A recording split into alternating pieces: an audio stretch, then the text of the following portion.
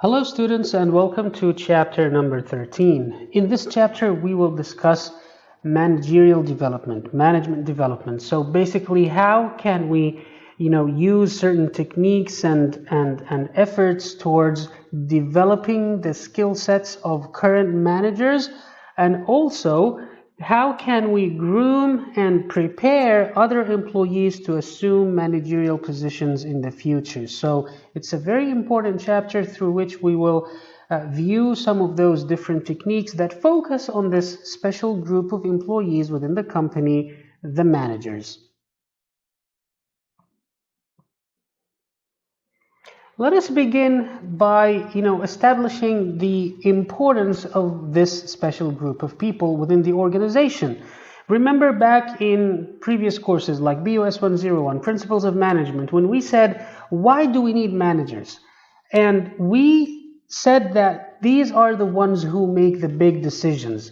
Their decisions can ultimately impact the course of life for the entire organization.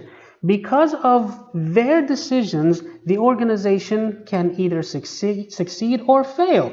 So we need people, we need managers, we need decision makers who are adaptive, who are flexible, in order to survive in this constantly evolving and changing business environment. So they will be the ones who will decide on the strategies that we use. What is a strategy? It's how we achieve our goals. So if the strategy is not effective, we will not achieve the goals, and the organization ultimately could just fail. So this is why we need people who are skilled, who are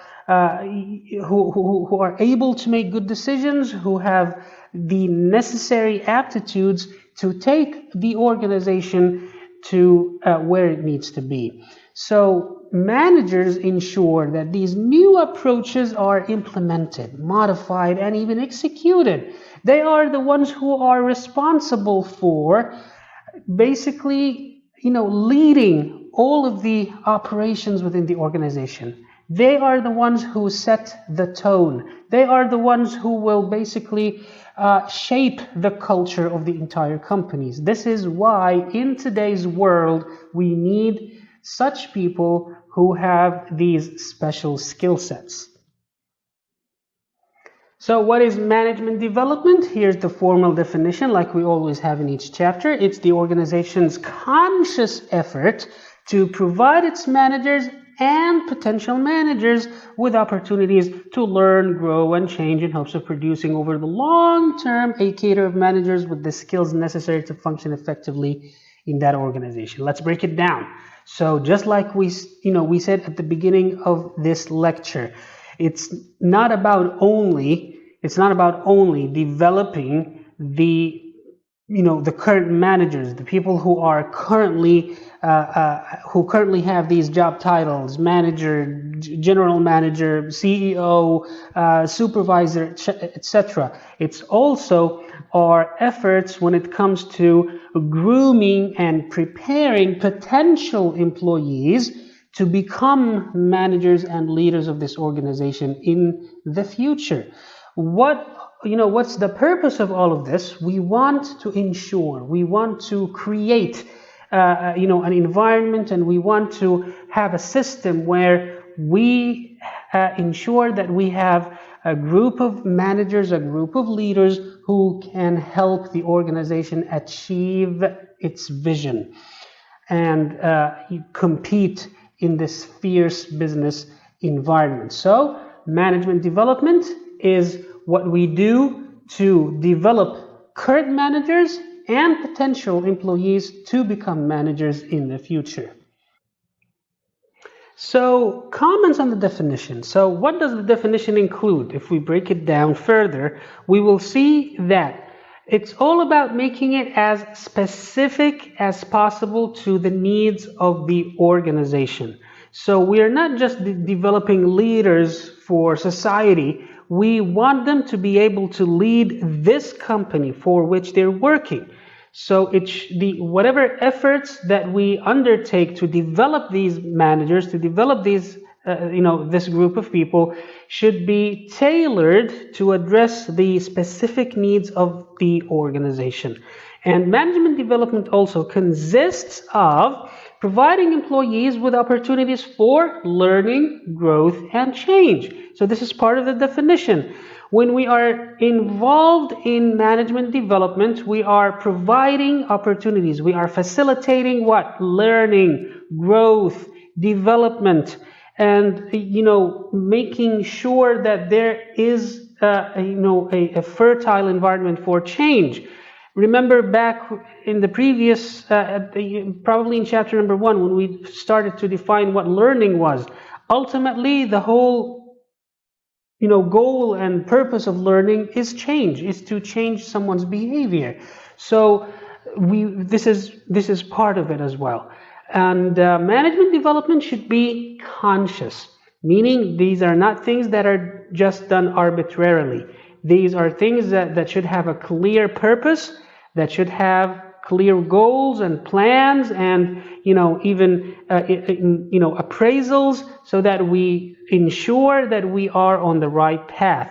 And finally, management development should be linked to the strategy of the organization. Everything we do when it comes to HRD should be linked to the strategy of the company. This is how we get people on board, when we show them how we can help the organization achieve its goals and become more successful in this business environment and compete with competitors, etc. When we show them how this can be done through things like management development, we will get them on board, we will get the necessary budgets, we will get the support that we need. And now let us shift gears to talk a little more about some of the, let's say, some of the approaches that we can use for management development. So typically speaking, there are 3 major approaches to management development, and these are management education, management training, and on-the-job experiences. And these are things that we will discuss in detail in the coming slides. Beginning with and starting with management education. What it is management education is the acquisition of a broad range of conceptual knowledge and skills in formal classroom situations and degree-granting institutions. Let's break it down. So it's education. What we're doing right now in Jubail University College, you are college students, you are in the educational system, right? So what you are doing right now is that you are acquiring knowledge in a classroom setting in a degree-granting institution, in a higher learning institution that gives you ultimately a degree when you graduate, whether it's a diploma, whether it's a bachelor's degree, whether it's a master's degree, etc.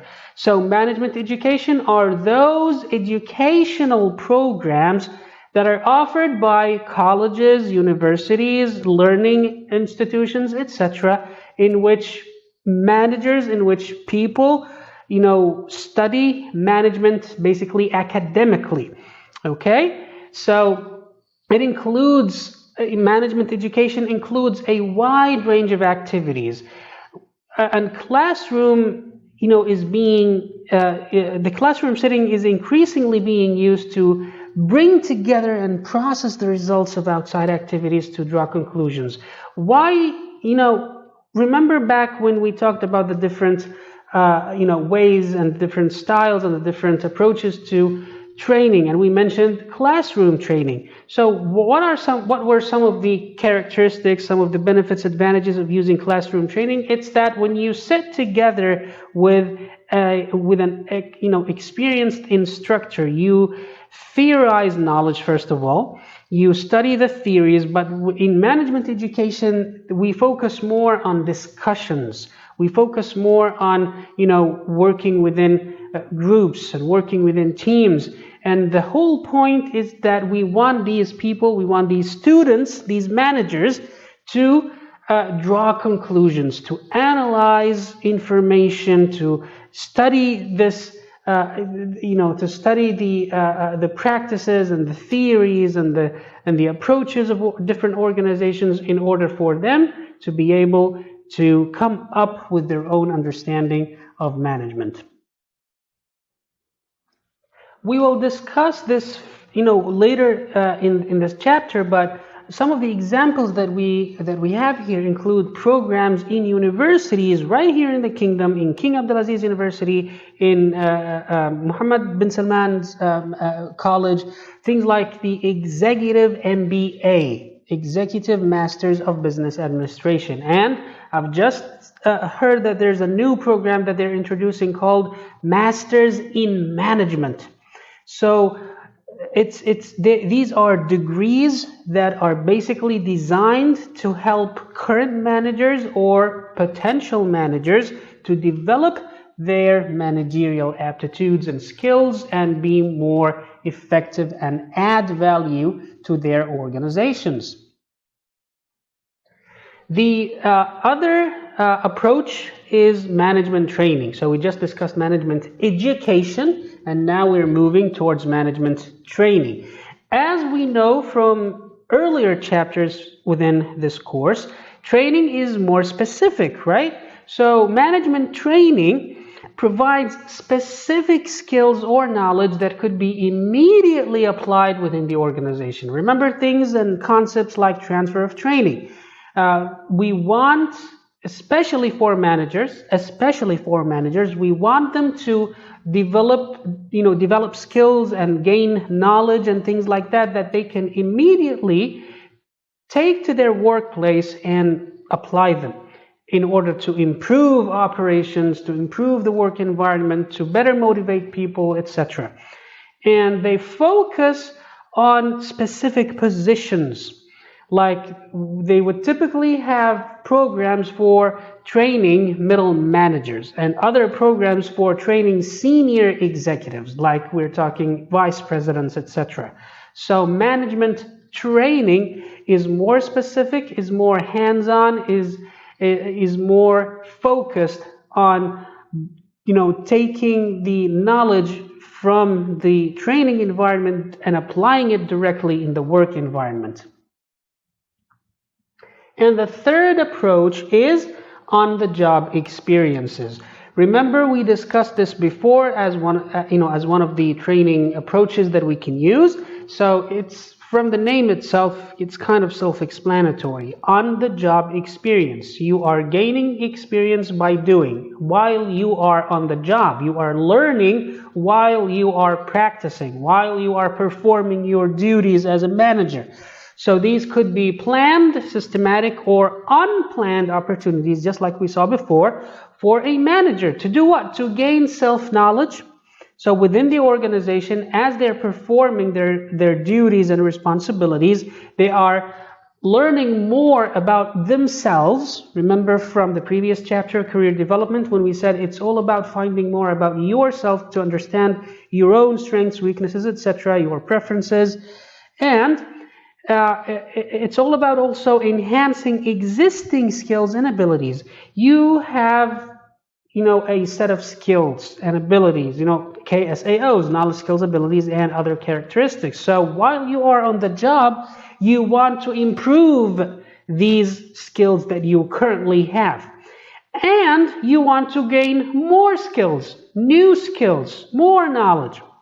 So you are trying to get more information and obtain new skills, acquire this, new set of skill sets, so that you are through the day-to-day activities. And this could be, framed in the context of other or in collaboration with other, programs or other approaches like mentoring, coaching, and also assignment to a task force. We talked about mentoring before. This is when you are basically paired with a senior expert in the organization. Coaching, this is kind of more personal, more one-on-one.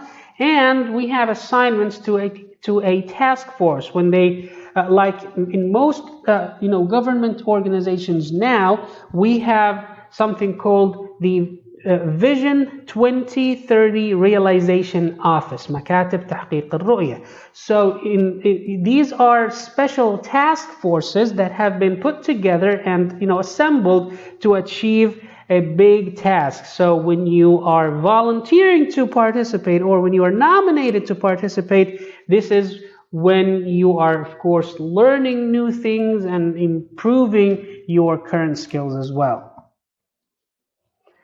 Let us consider now some practical implications for HRD professionals. So when you are in charge of, designing these management development programs, these are some of the things that you should keep in mind. These are some of the things that you should advise your organization to consider when, being involved in management development activities. One of the first things is that we have to recognize that one of the biggest goals of management development is to develop the whole person. And why are we developing the whole person? Because we are preparing them to become better decision makers who can deal with the variables within the organization, inside our company, but also the variables in the outside environment. We do not exist in a vacuum. We do not exist in isolation of the business environment surrounding us. So whatever is going on in the business environment in the world is affecting our company, and that effect would have its repercussions on the course and the direction of our company. And this is when we need managers who are able to make good decisions. So the whole point of management development is having a more well-rounded person who knows a lot about everything that has to do with the organization, how to deal with decision making, and how to deal with evaluating alternatives, etc. And we have to this management development activity should be somehow like an ongoing activity.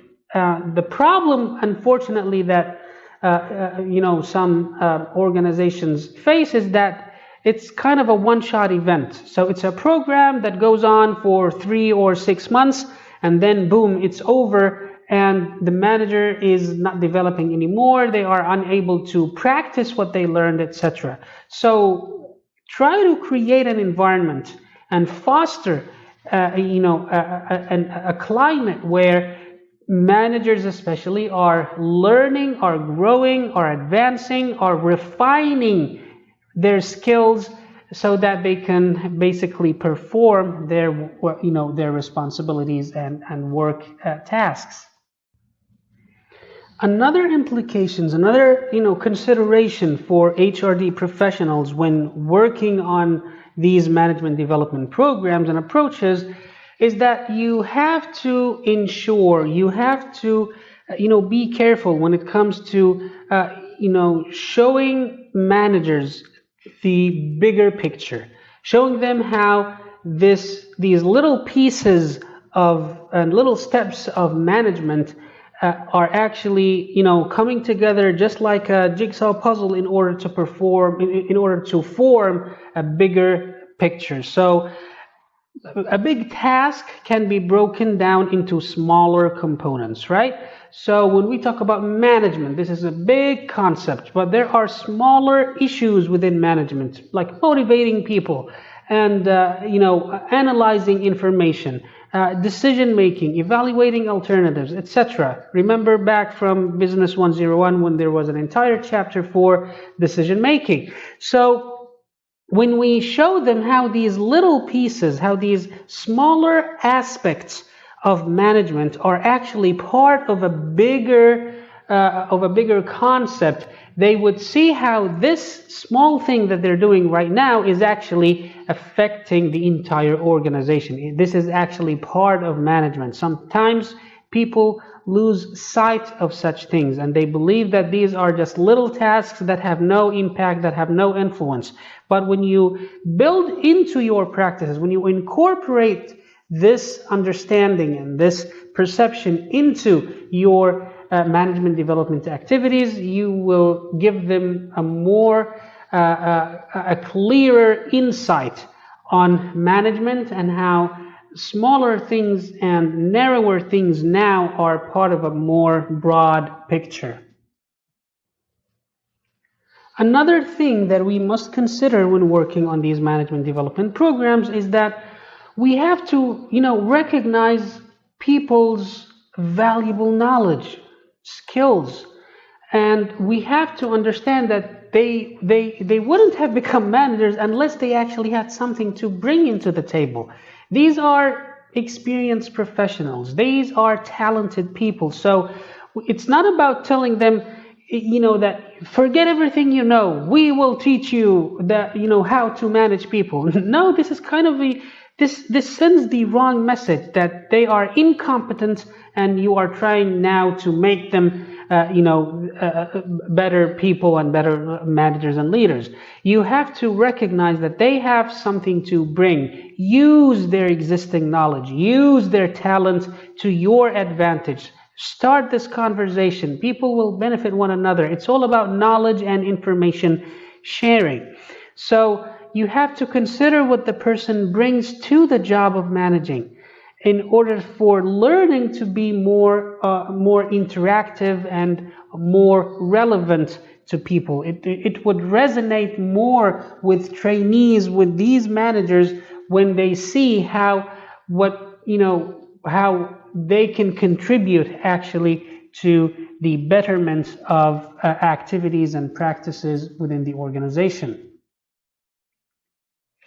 And finally, we have to include recognition of these issues when conducting needs assessment and evaluation activities. So remember that in our ADDIE model, the last step is always evaluation. So we evaluate and then we start the cycle all over again.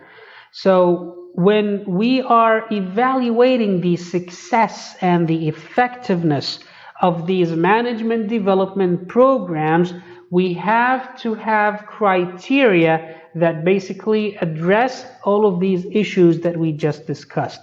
This is how we can ensure that we are actually, we actually have programs that are catering to such needs and that are going to ultimately be more effective and help the organization really develop managers and leaders. We cannot talk about management development without this, addressing the issue of globalization. We have discussed the concept and the implication of globalization on HRD and on business in general. Because of globalization, because right now we are competing not only within the local market but globally, and because we have a global customers base, and because of all what happens anywhere around the world affects what's going on in our country, we need managers who can work in this context, who can work in this environment, who specialize in global issues, who can lead and manage and make decisions and plan in this atmosphere where things around the world affect us. And the term multinational corporations, where a company like SABIC has operations all over the world. So you need managers who can make decisions in Saudi Arabia, considering the business environment of Saudi Arabia, but also who can make decisions in Europe and who can make decisions in South America. And this is a big multinational corporation. So we need people who can lead on that level. So to further break down these categories of managers, we typically have four groups. We have business managers, and we will discuss, of course, each and every one of those categories in detail. So we have business managers who would lead when it comes to, strategies, and then we would have country managers. So these are the ones who are basically trying to lead for global, for local resources, but also address global issues. And then we have functional managers who will lead and manage for specific functions and areas of specializations, and corporate managers. So these are the ones who work at the headquarters. So in the coming slides, we will address each and every one of those. Beginning with business managers, so these are the strategists. These are the people who, devise strategies. What are strategies again?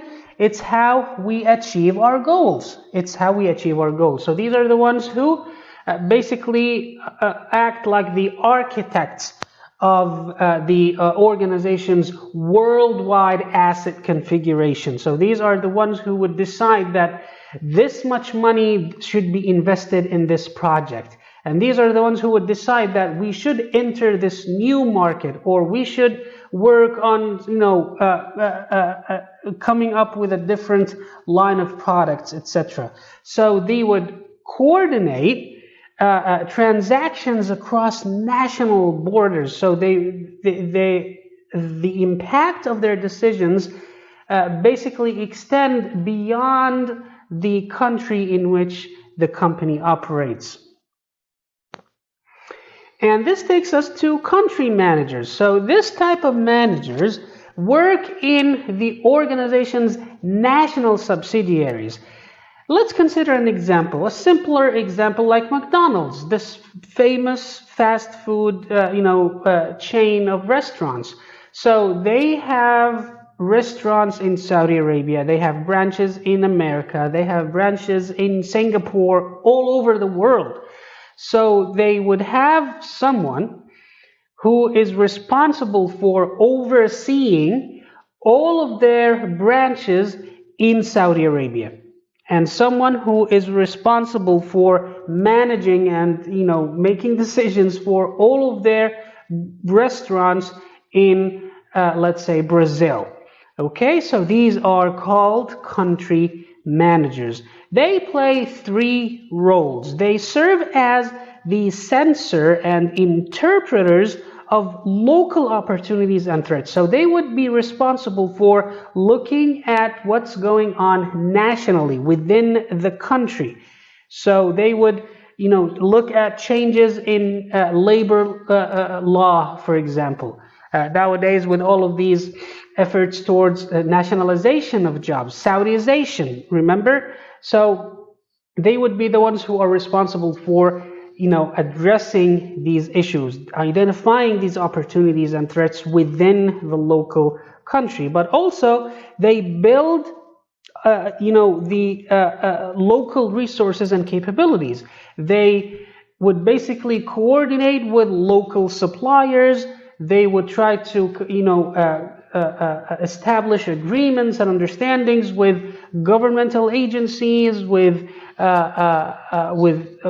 partners as well. And finally, they would contribute to active participation in global strategy as well. So they would help bigger managers, bigger decision makers even, by giving them input, by giving them suggestions, by telling them about what's going on in this country in which we are supervising, so that they can set and devise a bigger picture strategy. And third, functional managers. And we have seen and discussed functional managers so many times in previous courses. So these are the managers who are, in charge of supervising, of managing a specific function, a specific area of business. So you would have the marketing manager, that's a functional manager. You would have the finance manager, that's a functional manager. Finance is a function. HR is a function. Engineering is a function. So these are functional managers who are responsible for overseeing, controlling, monitoring, making decisions for a specific function within the organization. What do? They scan for specialized information worldwide. So look at an HR manager. This is a person who should know about HR, not just in Saudi Arabia, but global HR practices as well. And they would be responsible also for, leading edge knowledge and best practice. So how can you know about best practice without collecting information and examining companies from all over the world? If we want to improve our HR practices, so let's look at better companies, more successful companies with success stories all around the world, and we will try to, copy what they did. Not necessarily copy 100%, but, come up with a way to mimic what they have done and, tailor it to our needs. So this is part of what they do as well. And they are the ones who would also be champions of innovations. So because they are functional managers, they have specialized knowledge. They make specialized decisions concerning, a narrower kind of area. So they have to come up with ways of doing things in a modern, more contemporary, more innovative way. So it could be, it could have purposes like improving functionality.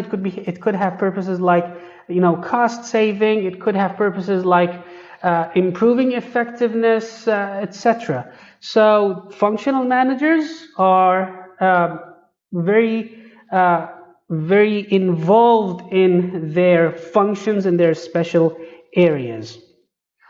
And finally, corporate managers. You know the term corporations, right? So a corporate is basically the headquarters of the company. So SABIC has operations all over the world. They have factories in America, they have factories in India, they have factories in China, right? But where is SABIC corporate? SABIC's headquarters is in Saudi Arabia, right? So the managers of the corporate, the managers who basically oversee, control, manage, lead, make decisions not only for SABIC in Saudi Arabia, but whatever decisions they make impact SABIC's operations all over the world. These are the corporate managers. So they play the roles of leader and talent scout. They scout for potential leaders, and they try to assess talent. So they are the ones who would hire, they are the ones who would recommend potential leaders. All of those categories of managers. They are the ones who are going to select business managers, country managers, and even functional managers. So they set bigger picture strategies and practices, etc. They are also the ones who would develop promising executives. So corporate managers, people who lead and work in the corporate level, they are the ones who supervise managers. So they are managers of managers, so to speak. Because of all of this talk now about management development and the different categories of managers, and we are talking, our course is HRD, so it has a future orientation. We have to talk a little about the competencies, the skill sets, the talents, the KSAOs, whatever that future managers need. So considering all of the different elements that we talked about before, about the business environment, about the changing world, about globalization, about competition, because of all of those challenges and changes, managers who are going to lead for the future and people who are now being groomed to become managers, you guys who are planning on becoming managers in the next 10 or 15 years, what sort of things do you need to work on right now so that by that time you will be prepared to assume a managerial position? There are 5 categories of KSAOs that will be important according to the authors of our textbook. And the first category of KSAOs is, knowledge-based technical specialty. Knowledge-based technical specialty. And when we say technical, we don't purely mean, IT and computers and, engineering stuff, things like that. Technical means subject knowledge. So if you are going to be an HR manager, you have to know about HR. You have to know about practices. You have to know about, improvements in the field. If you're going to be a plant manager, an engineering manager, you have to know about engineering principles. You have to know about best practices, new innovations, equipment, etc. So specialized, knowledge-based technical knowledge in your specialty. And then cross-functional and international experience. So for people who are going to be effective managers in the future, and if you want to be nominated and selected as a manager in the future, this is something that you have to keep in mind. In order to be prepared for such position, you have to be involved in cross-functional projects. What do we mean by cross-functional?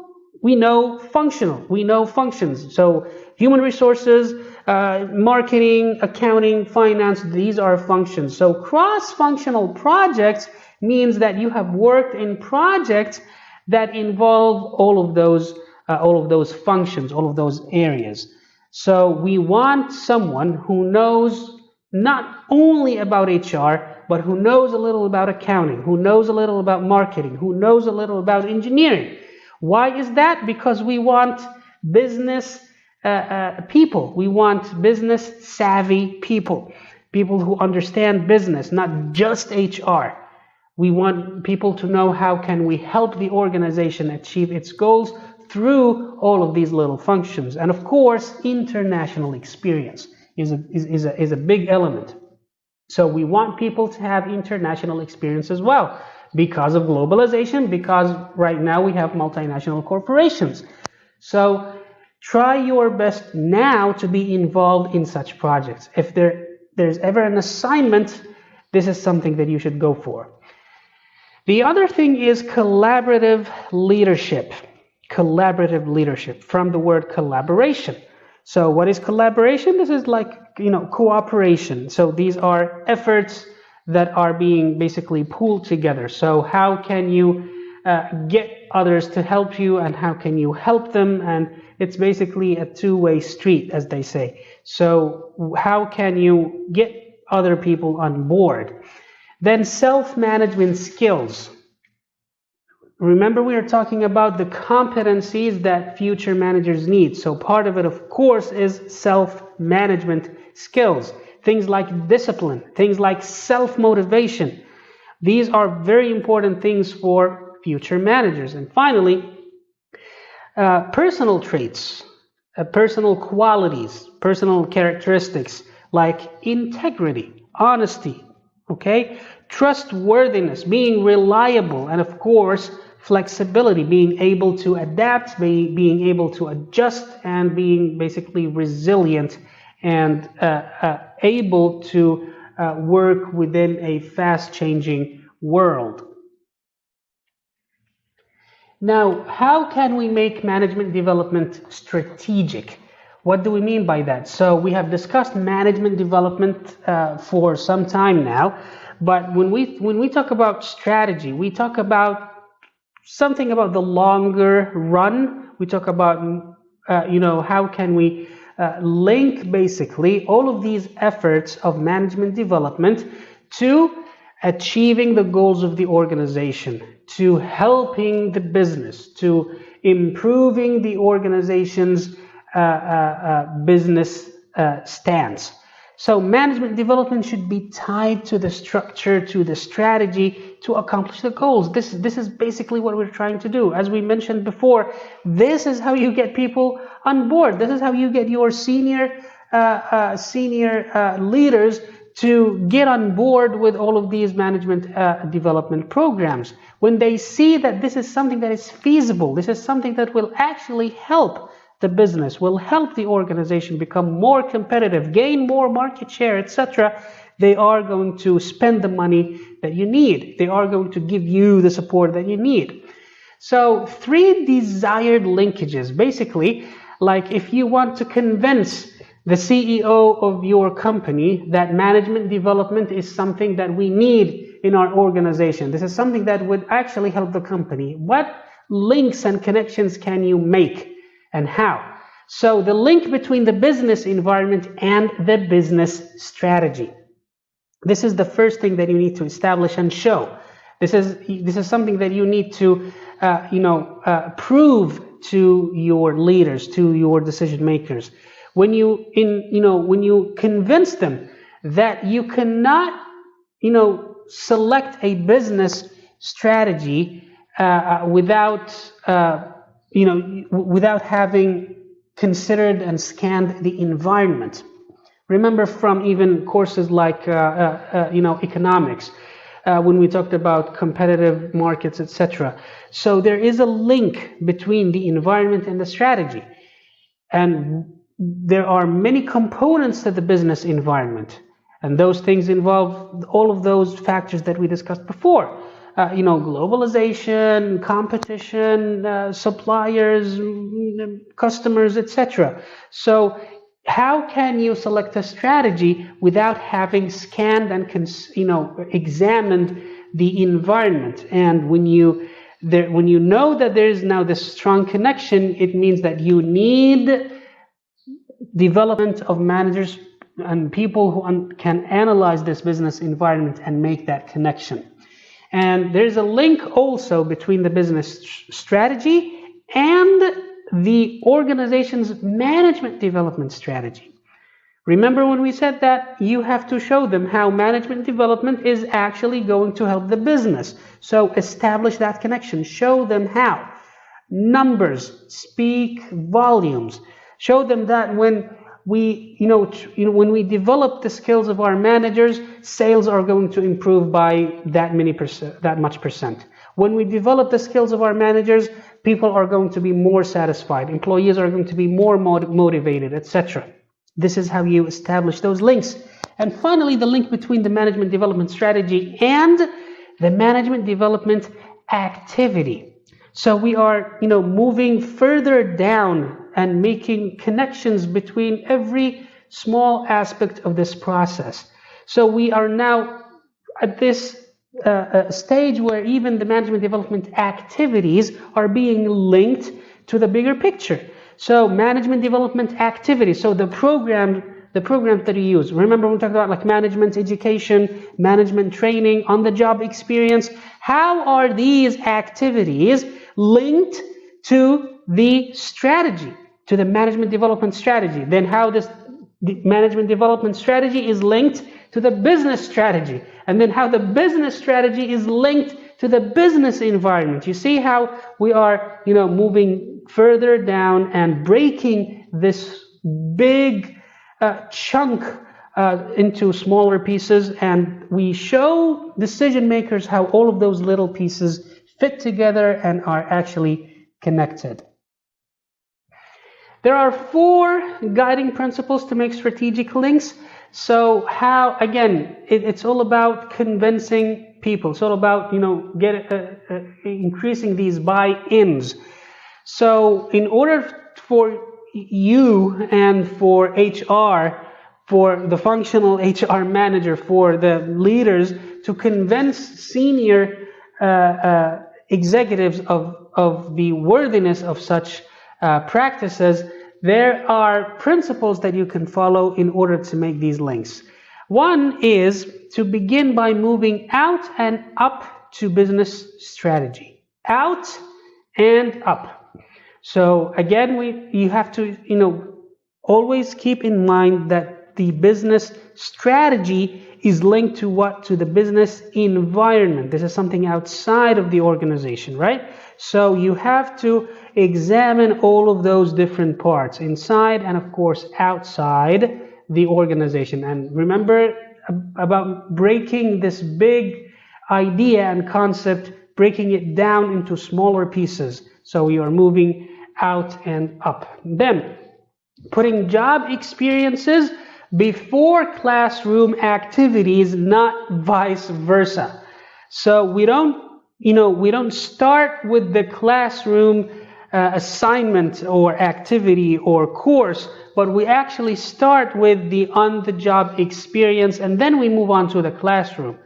This is specifically to cater for this special group of employees, the managers. We start with showing them, and by the application first, and then we move on to the classroom to, explain the theories and the principles behind how that how such practices and activities and decisions were successful. And by being opportunistic, by exploiting opportunities, by taking advantage of what's available, and finally, by providing support for experience-based learning. Leaders, managers in general, CEOs, vice presidents, they value experience more. So when you support experience-based learning, this is something that would basically get you more people on board.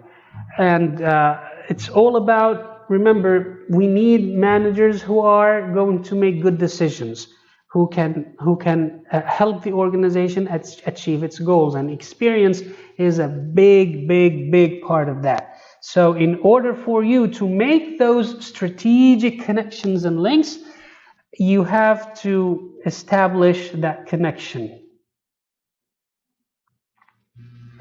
And now we are moving back to some of the earlier issues that we discussed. So we talked about the three approaches, let's say, of management development, and the first one was management education. So we said that management education is basically a degree that you would obtain after attending a program at a university or a college or an institution. So some of the examples that we have are that executive MBA, the EMBA, Executive Masters of Business Administration, the MBA itself, this master's program, or even things like bachelor's in business administration. All of those are are examples of management education. And as I mentioned to you before, we have a lot of universities and colleges now here in Saudi Arabia that offer such degrees and such programs, like the MIM, the Masters in Management. It's a master's program that is specifically designed for current managers and for people who are planning on becoming managers. It's a program that basically teaches, that teaches attendees and participants all about management, and gives them the skills and the knowledge and the exposure to managerial practices.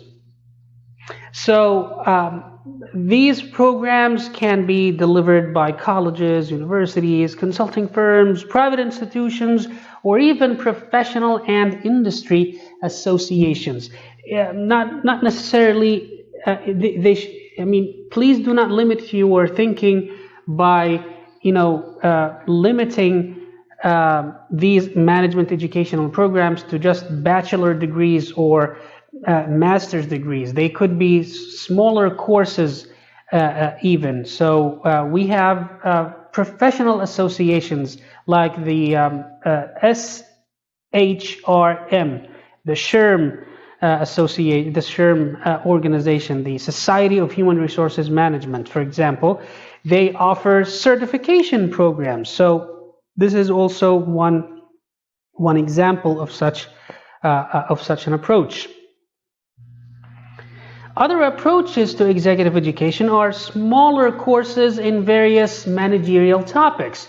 So if you ever come across an advertisement in Twitter or Instagram about a course, a training course, like a 2 weeks course about leading in crisis, this is, or management of projects, management of risks, all of those are managerial topics, and these are basically executive education courses. What do we mean by executive education? We are educating the executives. We are giving knowledge to the executives, the people who are working in our organization as decision makers. And we could provide like a package of courses. So courses that can be used as part of a total management development program. So you study one course at this institution, and then you study a different course at another institution, and all of those courses together, they form the management development program. So again, these courses can be taken at colleges, universities, King Abdulaziz, King Mohammed bin Salman College, for example, and organizations like, this is particularly a US example, but we have the HRDF Academy, Akademiyat al-Qiyada min Hadaf. This is one of the providers of such education, and we also have أكاديمية القادة من المؤسسة العامة للتدريب، أو عفوا معهد الإدارة العامة. So again, we have plenty of examples of such providers of executive education. Industry associations, so like the HRM Association, like الهيئة السعودية للمهندسين مثلا, etc. And of course, consultants. All of those are providers, are sources for providing executive education and managerial training programs. The course content. So if you go to study in these universities, colleges, courses, if you take those courses, how the content should be delivered and how it should be presented. It should mix theory with a great deal of practical relevance. So remember when we said it's all about experience-based. It's all about, providing these participants, these managers with knowledge and skills that they can immediately apply into their workplace, in the workplace. So we have to provide them with the tools, with the techniques, with the strategies that they can quickly apply and use like the next day in their jobs. Okay, because we want results, we want improvements, we want change for the better. So this is why these courses should be more practical. And of course, since we are talking about education, we have to touch on long distance learning, online learning, just like what we're doing right now because of the COVID-19 pandemic. So a lot of big universities worldwide. We're talking Harvard University. We're talking Oxford University. We're talking Wharton Business School. These are the most respected, most prestigious universities and colleges and schools of business specialties. So right now they are offering these management development programs. Some of them are like 6 months long to prepare managers. They are offering them completely online. And now that you have been studying online for some time now, you know that there are advantages and disadvantages to online learning. But this is a great resource that is now available to all of us, and we should take advantage of it. So it's gaining more and more popularity, and some of the advantages would be controlling the cost. If you were to travel to the US to attend Harvard, it would it would cost you a lot of money. It would cost the organization a lot of money if they were sponsoring you. But you can take the same course, the same program online for about maybe 30% of the cost. So of course this is going to be more cost effective. The specialized expertise of the provider. Because right now we have this option of long distance online learning, we can benefit from the great experience of these professionals, of these experts. And the design and packaging of such courses is something, of course, that represent some of the advantages of using these courses. When you use external providers, when you use these experts in the field, you do get some advantages. Remember when we talked before about the comparison of developing training programs in-house within the company, or outsourcing it and getting an external organization to do it for you. These are some of the advantages that you get when you have some external organization take charge of this. They would have the needed expertise, the needed basically frame of accumulated experience that they have collected through the years. And then a practitioner-oriented approach. So what do we mean by this? We mean, when you get trained by someone who has been doing this job for the past 30-35 years, you are not being lectured by a university professor. You are being trained by someone who was the CEO of a big successful company. So you are getting, the practitioner view, experienced view, of how things are done, of how managers should, make decisions, and how can they be prepared for more responsibility. And finally, we have, of course, to at least touch on the disadvantages of such courses, and this includes the lack of quality control.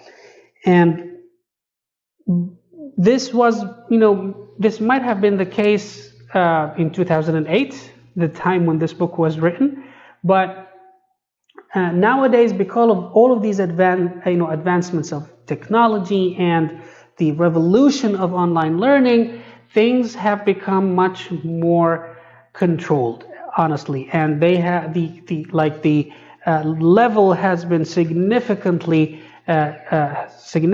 improved, and quality is now being observed. So long distance learning and using external providers to deliver, these management education and management training courses, programs, these have big advantages. They could have disadvantages as well, but this is something that you should definitely use. Now, remember that we have to discuss. We have already discussed things like management training, management education, the link to experience, the link to strategies, etc. So those externally provided and internally developed courses, there's always advantages and disadvantages. Okay, programs that are developed in-house have their own advantages, but they also have their limitations, versus programs and courses that were developed externally. They also have great advantages, but they also have their own challenges. So it's all about finding that balance. It's all about finding what's good for you. So a wide variety of possibilities exist. And, when we talk about internally developed courses, we can have a number of different options available for us. One thing is company designed courses. So this is when you have a big HR department, a big HRD unit within your organization where you have employees who are actually experienced trainers and coaches who can develop these courses.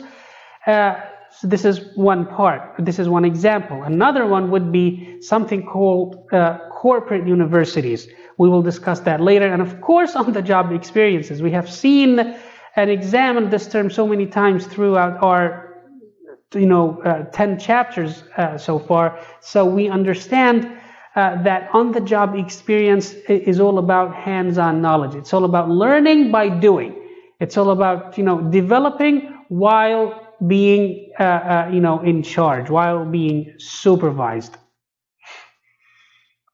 So company designed courses. Again, advantages, disadvantages. Like the most obvious, the biggest advantage here would be that those courses would be customized, would be tailored to the specific needs, to the specific issues and themes and challenges and attributes of the organization and its managers. So you are getting specialized knowledge about your company, how to manage in your company, how to manage your unit within your company. So you will get to know the ins and outs and all of the special, factors of your organization. So this is good for you, then this is definitely good for the company. And it can range from very specific courses to more general courses. So when we talk about company design courses, this is something that could focus on one specific skill or issue. So SABIC, for example, would offer a training course to its managers, to its potential supervisors about, something like motivation, how to motivate your employees. Okay, this is a very specific course focusing on one particular skill or issue. And they could also offer a series of interconnected courses, like they would offer them a course about motivating employees, and then how to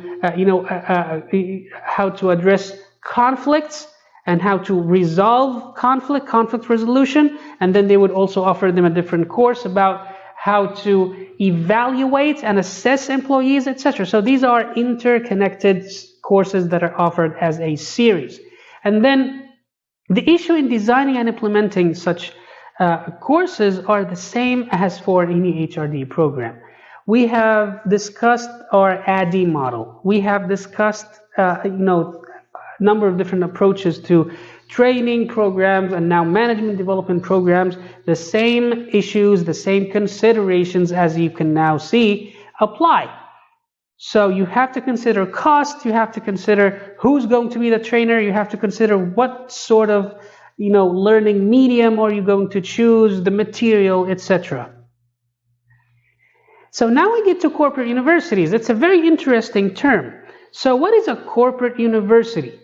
It's not King Abdulaziz University, it's not Jubail University College.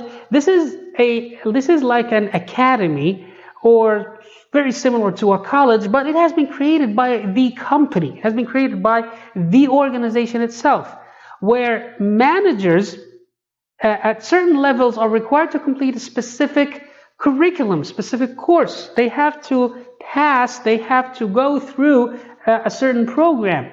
And a great example of this is something local to us, SABIC Academy of Leadership, Academy at SABIC. So they have actually established an academy. STC also, Saudi Telecom Company, has established its own academy for developing managers.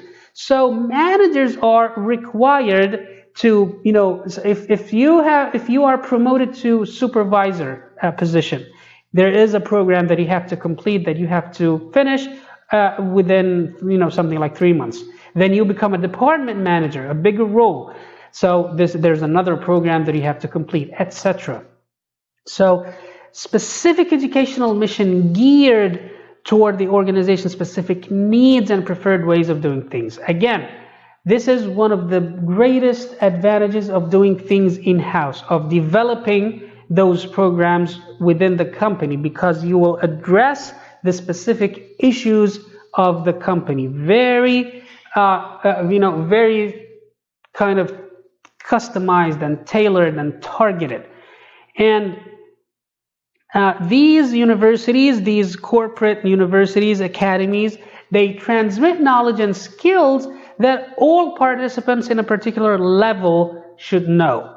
Just like I said in my example, anyone who is promoted to a supervisor position, there are certain things that we require supervisors to know, that all people who work as supervisors must know. They have to know, for example, how to motivate employees. They have to know how to conduct performance reviews, performance appraisals. And then people who are department managers, any department manager, accounting, finance, plant, projects, etc., all of them, they have to know, for example, how to manage budgeting. So we create a program that address the needs of different roles and levels within the company. And finally, it is an expensive component of management development. This is not cheap. This has an enormous cost. However, it's all about return on investment. It's all about it's a trade-off. Yes, you're going to spend a lot of money on creating these academies, but what are you getting in return? So this is something that you can analyze.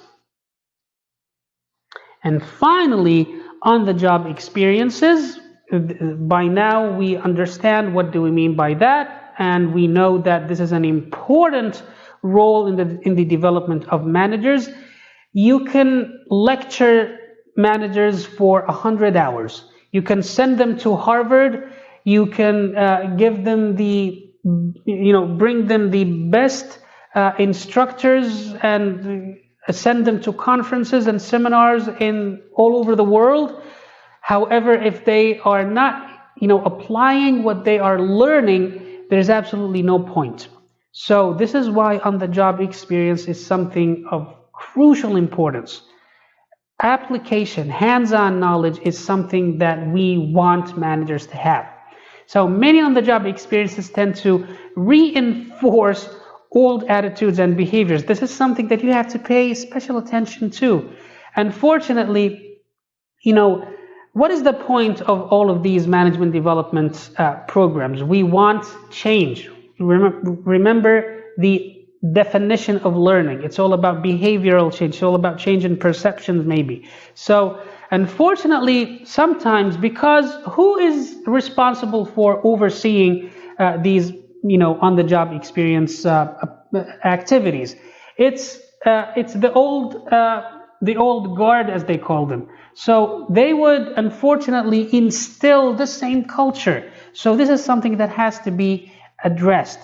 They reinforce, they strengthen old attitudes and behaviors. So we want to design these on-the-job experiences in a way that keeps people's minds open, that actually fosters innovation, creativity, and change, and doing things in a different way. And too often organizations leave such development to chance. So remember when we said this can be planned or unplanned. Unfortunately, this is not being closely monitored and structured. They would just, work 6 months in accounting. Once you're done, then work for another 6 months in marketing. And then, so it's not structured. It's not systematic, unfortunately, in most organizations. So a good way for improving that is creating a structure, making it more systematic. So managers discover the lessons to be learned on their own. Yes, this is a good thing, but everything that is faced within the organization, everything that is experienced on this journey should have a purpose. You should be making a point at each and every task that you assign to these managers. So do not leave things for chance making, make it more structured and systematic. So based on our elaborate discussion so far on MDs, on management development programs, we can now infer that there are certain characteristics that are needed for MDs, for management development programs, to be effective. And at the top of that list, as we have discussed before, is opportunism. So it's all about taking every single chance available to learn, to grow, and to gain more skills and more experience. In order for these programs to be successful, to be effective, to actually achieve what they are intended to do, we have to take every single opportunity and every single chance as a learning opportunity, as a way of growing and developing and expanding horizons. The second thing is individualism. We have said before that, especially in chapters like career development, etc., people are different. We are in the field of human resources. Human beings are different. So every single person has a unique set of skill sets, perceptions, attitudes, values, talents. So we have to take into consideration the unique attributes and qualities and characteristics of individuals that are being trained. These managers that we're trying to develop have different talents. So we have to take that into consideration when we are designing these MDs. And then, of course, we should have a focus always on the long run, a long-term perspective. We should realize that you cannot basically develop a manager in a one-time event. This is not a single course that they will take and then good. After completing 3 lectures, you are now a good manager. This is not how things work. Developing managers takes time. Developing this managerial sense and aptitude is time consuming. This is something that needs time because it involves growth, it involves change of behaviors, of perceptions, etc. And for MDs, management development programs, to be effective, we should always encourage those participants, those managers who are going through these programs, to self-motivate. Remember, when we talk about things like self-management skills, self-motivation, they should be disciplined enough so that they can motivate themselves and so that they are able to achieve what is required of them throughout these programs, because they have to work independently. They will not have people supervising them all the time, and encouraging them all the time. They have to self-motivate. And finally, the focus of the online approach, of the long-distance learning element. Why? Because this is a trend now, and this is what the world looks like now after the COVID-19 pandemic. But there's a business case for it. We cannot basically, stop the work of managers and send them to classes and send them to training courses. Basically, who's going to do the job then? Who's going to manage? If we send them for a course for 6 months, who's going to take on the responsibility back at the organization? But by in encouraging these online long-distance learning practices, they can do all of their responsibilities and learn at the same time. They can, create that sort of balance, and we will not lose any productivity in the process. So, potential lessons of experience.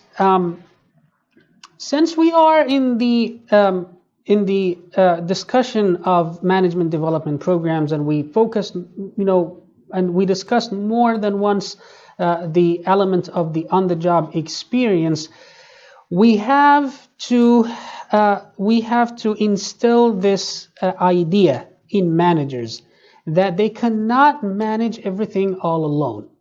When you become a manager, inshallah, in the future, this is something that you have to realize. You cannot do everything. You cannot work alone. You have to delegate. You have to relinquish control sometimes and, empower the people that you are supervising and manage to make some of those decisions.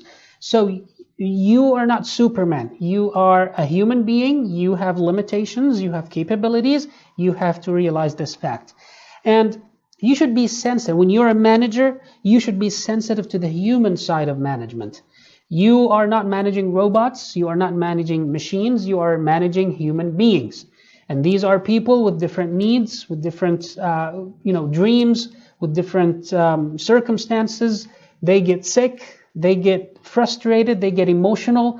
This is something that you have to realize, that you have to keep in mind all the time whenever you are making any decision that will affect your personnel, that would affect your staff. And you have to have those basic management values.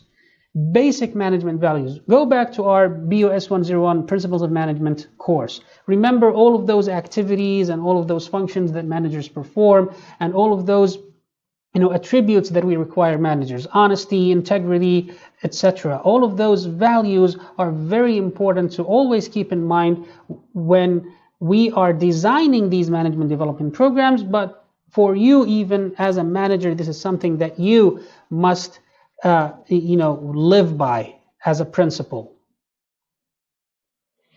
And of course, amongst those lessons is personal awareness. We have discussed this more than once, even in previous chapters. It's all about knowing yourself better. It's all about getting to deeply understand your own strengths and weaknesses and interests and preferences and attitudes and values, etc.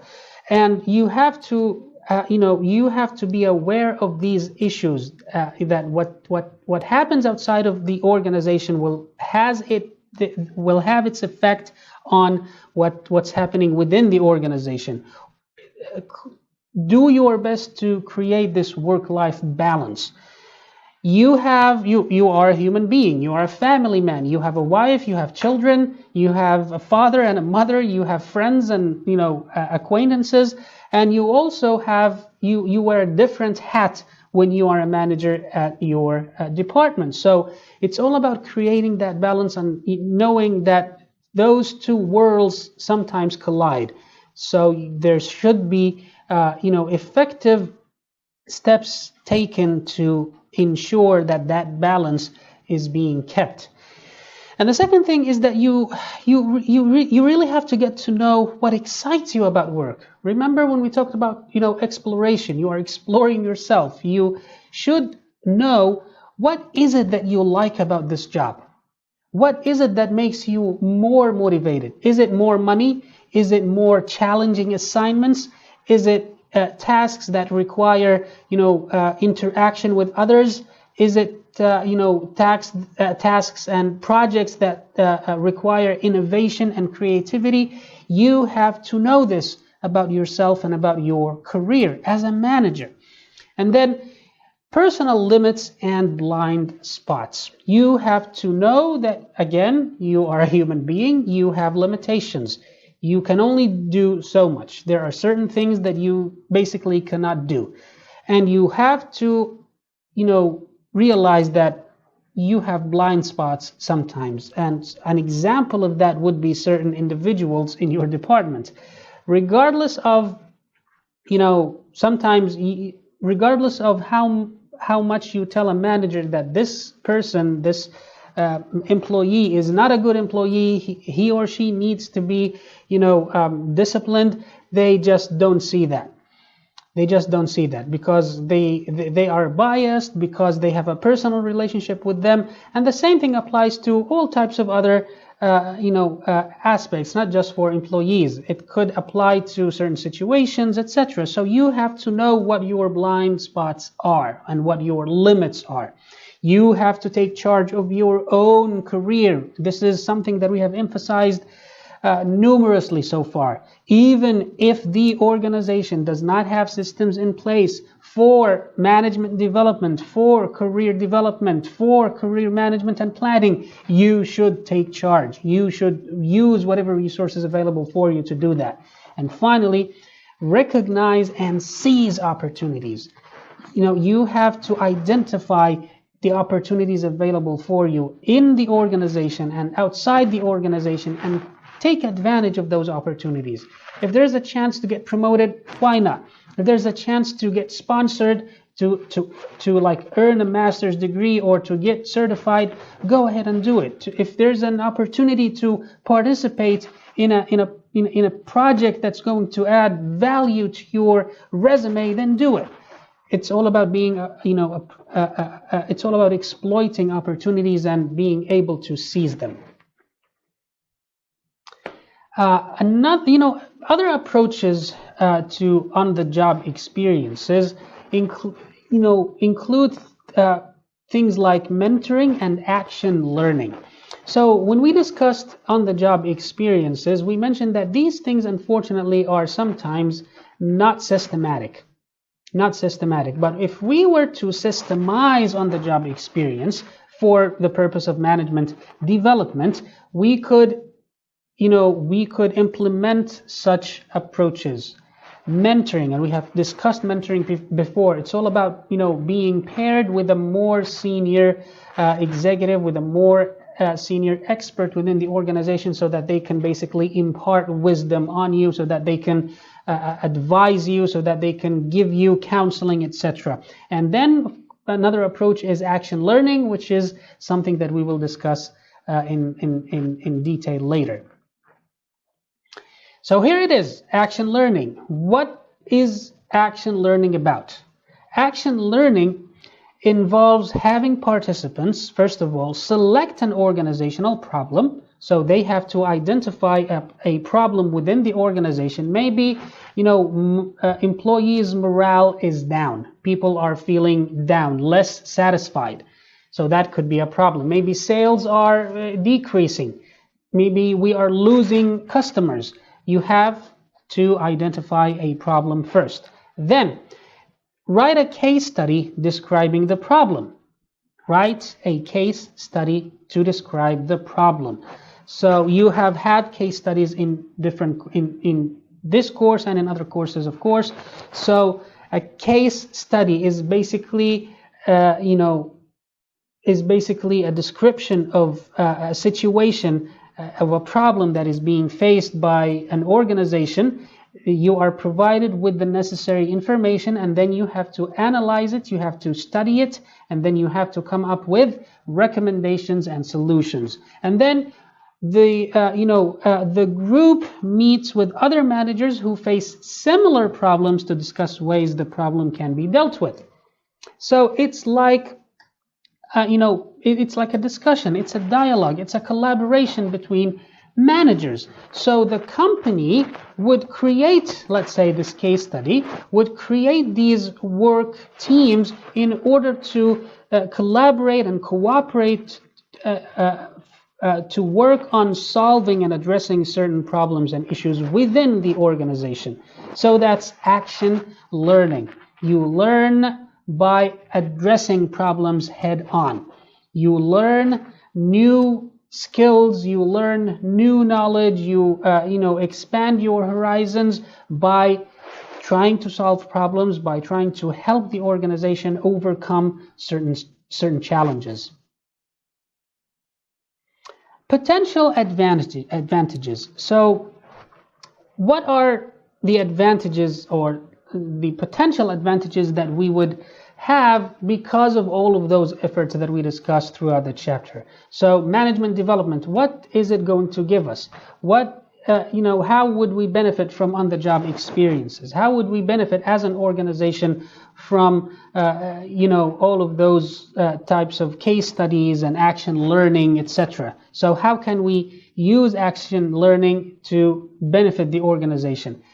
It promotes the discovery of a structured way to examine and analyze on-the-job events. By implementing approaches of action learning, we are basically teaching these managers, teaching those participants how to approach a problem and how to solve an issue within the organization in a systematic way, in a structured way. They have to collect information, they have to analyze the information, they have to come up with alternatives, and then they have to suggest some recommendations. And then, of course, throughout all of this, they have to meet with stakeholders, they have to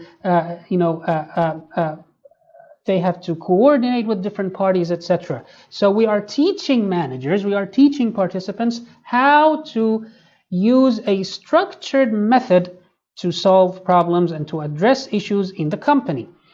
Another advantage is providing the opportunity to motivate participants to seek additional development while they are working on solving this problem, while they are working on this case study. They are being, they would be exposed to different aspects of the organizational of the work of the organization. So they have to speak with the finance manager, they have to speak with the marketing manager because they're trying to solve a problem with the budget maybe. So while being exposed and by getting to know some of these different aspects of the organizational different functions, there's an opportunity here to seek more development, to pursue additional development in different areas. Maybe they would realize that they don't understand much about marketing, so I want to improve my marketing skills maybe. And maybe they would realize that, okay, it seems like there's a problem when it comes to coordination or when it comes to managing and leading work teams. This is an area of improvement for me. I need to address it. So there you create this climate where people recognize opportunities for further development. And finally, motivation to learn and seek further development may be stronger. By being involved and by participating in these action learning events, by these action learning assignments, there's a strong opportunity and stronger motivation for learning and to seek further development and to identify areas of improvement. So action learning can bring a lot of advantages that can be directly that can directly contribute to the success of these management development programs in general. So, approaches to management development. We are discussing more ways, more methods, more techniques, more approaches to management development. We have discussed education, we have discussed a lot of different things. So now let's discuss leadership training and behavior modeling. When we talk about leadership, this is a big idea and this is a big field nowadays, and we always hear these discussions that a leader is different from a manager, and leaders are have different qualities than managers, etc.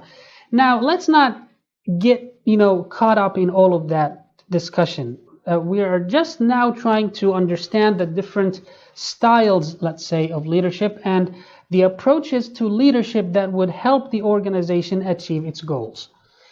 This is the bottom line. This is the ultimate goal. We want to help the organization achieve its goals. So anything that we do should serve that purpose. Okay? So one of the styles of leadership is called transformational leadership. Transformational leadership. To examine transformational leadership, let's look at some of its elements. And the first thing is charisma. You have heard about the term before. When you describe someone as charismatic, Muhammad is charismatic, Fulan is a charismatic leader. What do we mean by charismatic? What do we mean by the word charisma? This is a person who has a vision. This is a person who, raise expectations for themselves as well as for their followers. These are people who are influencers. These are people who are inspirational. These are people who are impactful. So that's charisma. Those are charismatic people. They have presence. They affect and they influence how you think about yourself and how you think about your job. Why? Because they are enthusiastic, because they are professional, because they have a vision, because they would help you see what they are seeing. That's a charismatic person.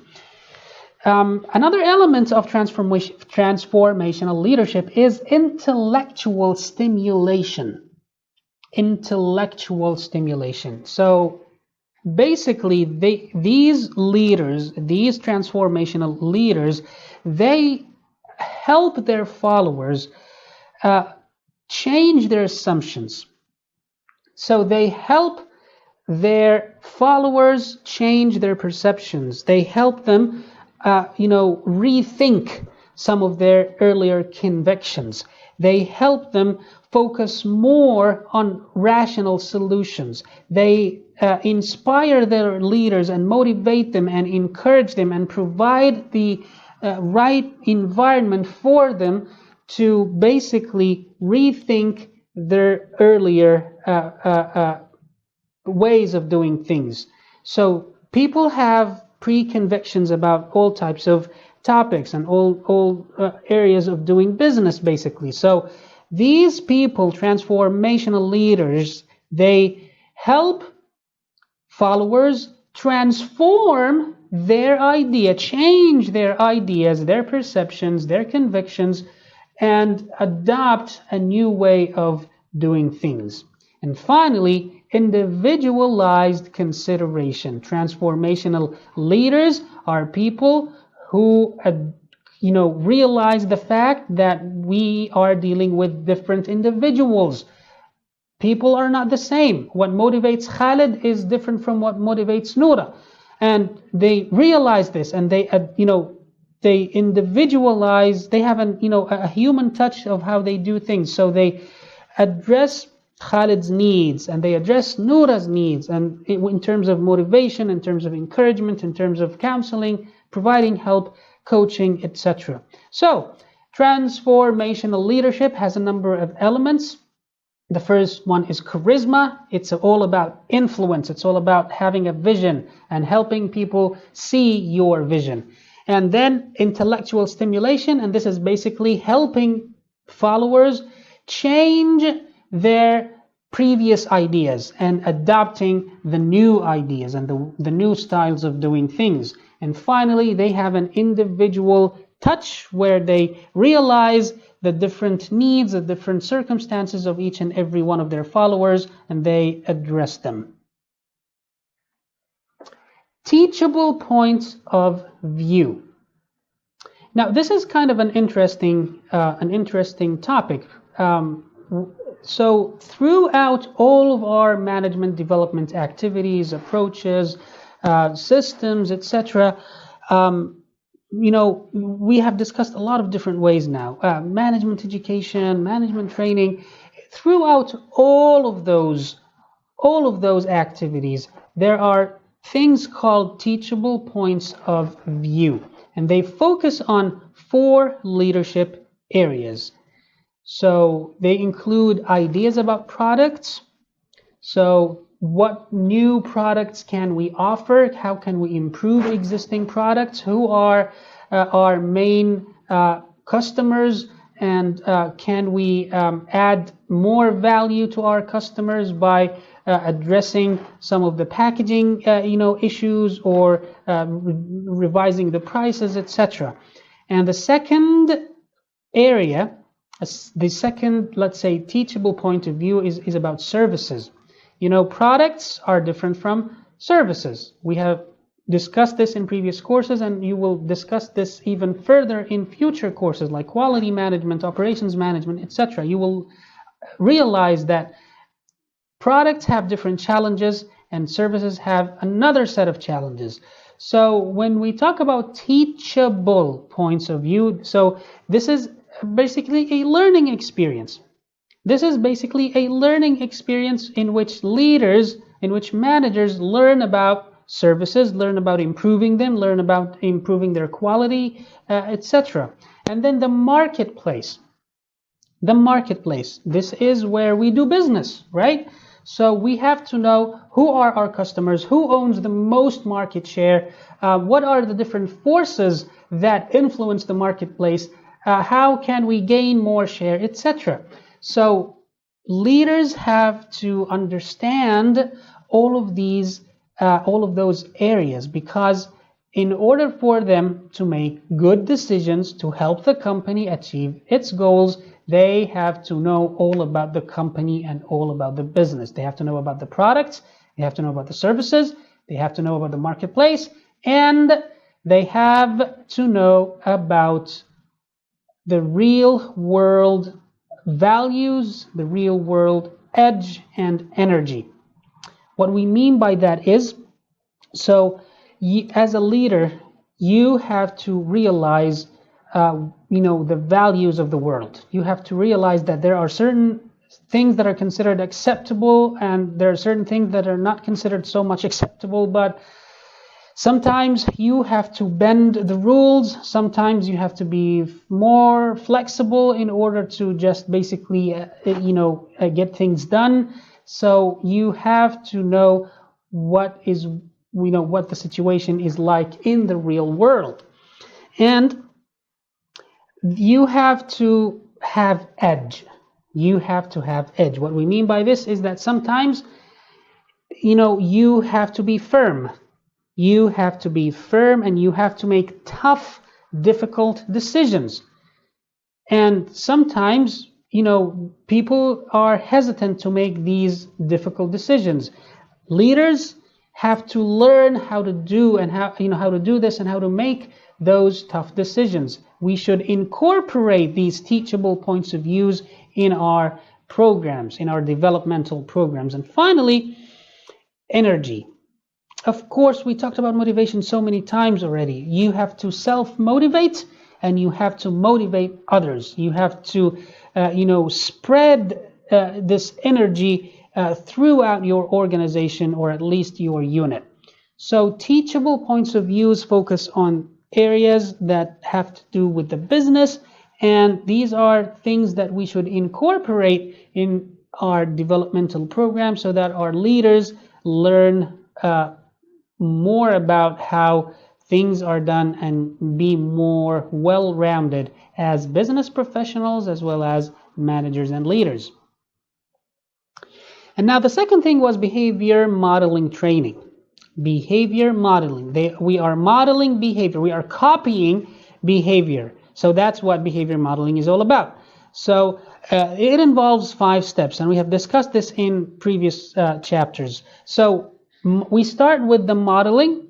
So we show them the behaviors that we want them to copy, right? So we show them, let's say, how an example of a good leader, and we show them an example of a role model, basically a role model, someone who is considered to be performing very well as a leader and as a manager. So we show them the behavior, and then it's about retention, remembering this behavior, so that we can come up sometimes with mnemonic devices, they call them, in order to remember those behaviors. Like, we can come up with acronyms, with short words in order to remember certain behaviors. So a very simple example of this is when you teach kids how to tie their shoelaces.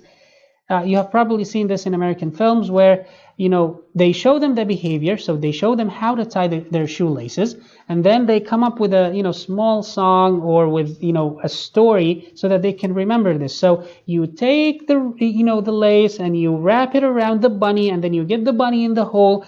It's you come up with ways so that you can remember these things. So that's retention. And then rehearsal. So this is when we ask them to practice. When you tell the kid okay, I showed you how it's done. I created a song for you so that you can remember it. Now do it. Now rehearse it, practice it. So now it's all about rehearsal. We ask those managers and leaders to practice, and then we give them feedback. So once they have performed, once they have practiced, once they have shown us how they do it, now we give them feedback. You need to improve this. This is something that you did very well, but there's other areas where you need improvement, etc. And then it's all about transfer of training. What was transfer of training? Transfer of the skills and the knowledge from the learning environment into the workplace. So now we ask them to basically apply what they learned in the workplace. So that's how behavior modeling works. And we end and conclude our chapter with some MD issues, management development issues. Again, we have discussed this, but retention is very important. So this is why we keep repeating things and paraphrasing things. You have to establish this strong principle that anything you do in the organization should be linked and tied and connected to the organization's strategic plan. Everything should help the organization ultimately achieve its goals and accomplish whatever objectives that they have set. MD, has a lot of implications, and it requires a thorough needs assessment. It requires a highly it requires a needs assessment on a very high level. So the very first step that we discussed, remember, in our ADDIE model was needs analysis. We have to identify the needs first. How can we do anything without knowing what is required? So the same thing applies for MD, for management development. We have to analyze the needs. We have to assess them for each and every individual and for the organizational level. Remember the levels of needs analysis. And then specific objectives, both for the overall programs and for each of its components, should be established.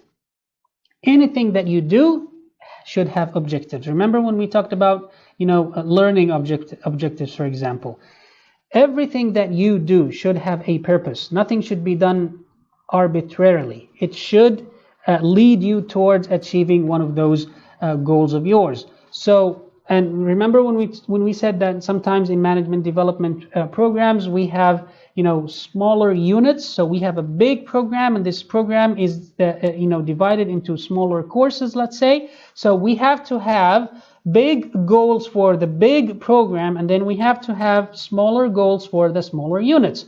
You are now studying a bachelor's degree in business administration. We have program objectives. There are goals that we want to achieve for all students who study business, bachelor's of business.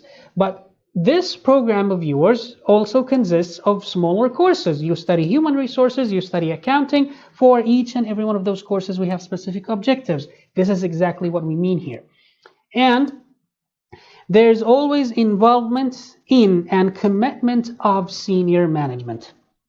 Without it, things will basically fail. This is why we have emphasized and repeatedly said that everything should be linked to the organization's goals, to the organization's strategic plan, etc. Because this is how you get people on board. This is how you get senior managers and decision makers to agree with you and to give you the support and the budgets and the power that you need to implement those programs. Without senior management support, nothing can be accomplished and all will fail. So a variety of developmental opportunities, both formal and on the job, should be used. In this chapter, how many different activities have we discussed so far? Plenty, right? So this is a rule of thumb that if you want something to be rich and to be really valuable and effective, you shouldn't use only one way, one approach, one method of doing it. You should use a combination of things. You should use a variety of methods, a variety of techniques for management development. Okay, so there must be a linkage between what is learned in the classroom and what people are actually doing on their jobs. This is something that is very important. Things should be very practical. We have emphasized this throughout the chapter. When we are developing managers, when we are helping managers become, better leaders, and when we are helping them grow, it's all about practical implications. We want them to be able to transfer what they are learning now into the workplace. And this cannot be done if there's a mismatch between what they are learning and what is actually happening in the organization. The program should be designed to ensure that the individuals to be developed are motivated. So remember when we discussed things like the trainability of individuals, something in earlier chapters, that without having participants, without having managers, without having trainees who are willing to learn, who are motivated enough internally to learn and to be challenged, these programs unfortunately will fail. So when you select participants, you have to take this into consideration, that only people who are motivated enough, only people who would do the hard work are the ones who are selected. This is crucial for the success of these programs. And finally, action should be taken to evaluate the program regularly and to modify it. So we never stop when the program is implemented and over, right? The last step in our ADDIE model in all business practices is evaluation, and then we start the cycle all over again. So we see what things we did right, what things we did wrong, and then we modify our plans, and we edit our goals, and we try our best to make the program better the next time we conduct it. So we have reached the end of chapter 13. Thank you very much.